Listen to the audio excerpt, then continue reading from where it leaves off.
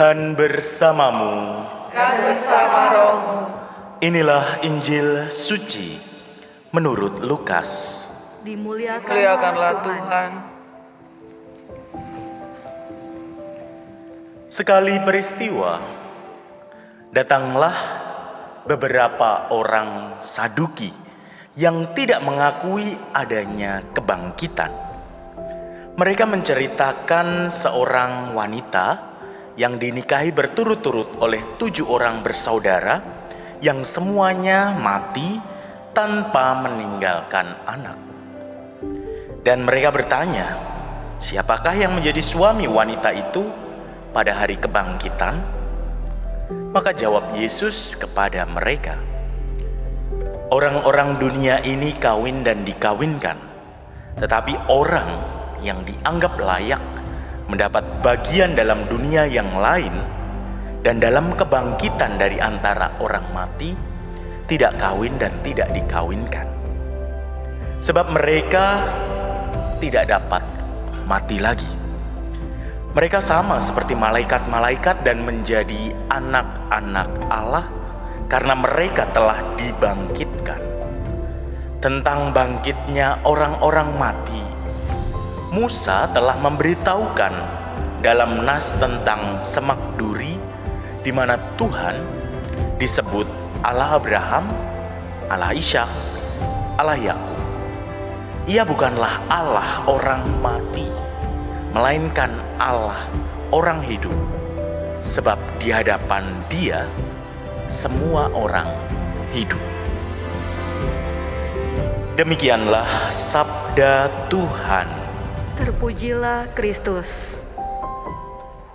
Saudari dan saudara terkasih, bila kita sejenak lihat beberapa minggu ini bacaan-bacaan, terutama menjelang akhir tahun liturgi, yaitu sebelum Advent, berfokus pada apa yang menjadi arah hidup kita sebagai umat beriman, yaitu apa yang kita ucapkan dalam kredo atau syahadat iman, kebangkitan badan, kehidupan kekal.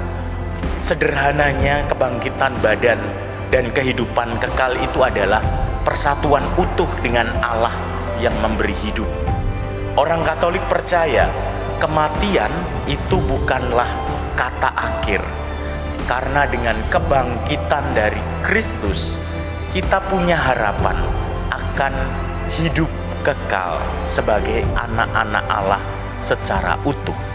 Dalam bacaan Injil hari ini, kita menyimak pertanyaan dari orang Saduki tentang kebangkitan badan. Sebagai latar belakang terlebih dahulu, orang Saduki adalah keturunan Sadok, imam pada zaman Daud. Mereka termasuk golongan ningrat, mencangkup imam-imam bait Allah maupun awam yang kaya. Mereka hanya percaya pada Taurat Musa dan tidak percaya sama sekali dengan kebangkitan. Mereka memiliki pandangan hidup, akan melakukan perintah Tuhan dengan cermat, tapi tujuannya hanya untuk kemuliaan dunia. Jika mereka berbuat baik, Tuhan akan menganugerahi hidup nyaman, kaya, sukses. Tapi bila tidak, mereka akan menderita, sakit, selalu gagal. Cukup menarik pandangan mereka mungkin bagi zaman sekarang, tetapi ada resiko yang besar, yaitu bila mereka gagal dalam hidup, walaupun hidupnya sudah baik, akan menyalahkan dirinya terus-menerus dan tidak ada perubahan, ataupun mereka akan menyalahkan Tuhan. Bagi mereka tidak ada harapan sama sekali. Itu resiko dari cara pandang itu terhadap pertanyaan mereka pada Yesus tentang kondisi perempuan yang menikah dengan banyak laki-laki pada hari kebangkitan nanti, kalau itu ada. siapa yang kemudian menjadi suaminya? Yesus menjawab dengan memberikan gambaran dunia sekarang dan dunia yang akan datang. Dalam dunia sekarang, orang masih memikirkan keberlangsungan dari kebertubuhannya. Orang masih memikirkan kalau nanti saya mati, ada keturunan yang melanjutkan salah satunya. Namun di dunia yang akan datang, kondisinya seperti malaikat dan menjadi anak Allah. Tidak ada lagi kawin dan dikawinkan, karena dalam hidup kekal orang sudah mengalami persatuan dengan Allah, maka ia dicukupkan.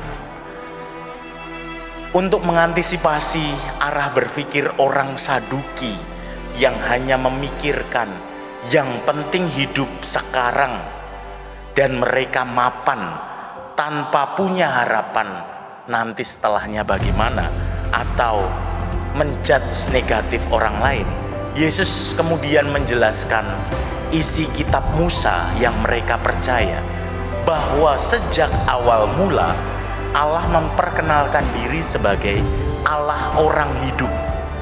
Ia adalah Allah Abraham, Allah Ishak, Allah Yakub. Abraham, Ishak, Yakub adalah nenek moyang mereka, dan mereka sudah meninggal, tapi mereka juga percaya bahwa mereka mengalami hidup kekal yang melampaui kematian. Kepada Abraham, Ishak, Yakub disampaikan mengenai harapan di depan, dan untuk mencapai harapan itu orang perlu terus berbenah. Titik inilah yang menjadi kunci iman Kristiani.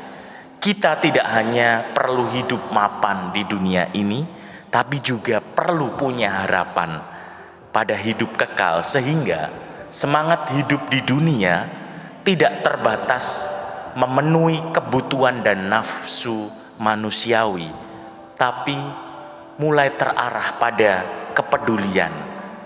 Harapan akan hidup kekal bisa menjadi penguat ketika kita berada di bawah, dan juga harapan bisa menjadi pemantik bagi kita untuk peduli kepada yang lain ketika kita berada di atas. Maka mari kita mohon rahmat dari Allah agar kita pun bisa tumbuh di dalam harapan di depan, tetapi juga mengusahakannya sejak sekarang. Kemuliaan kepada Bapa dan Putra dan Roh Kudus. Pada permulaan, sekarang, selalu, dan sepanjang segala abad.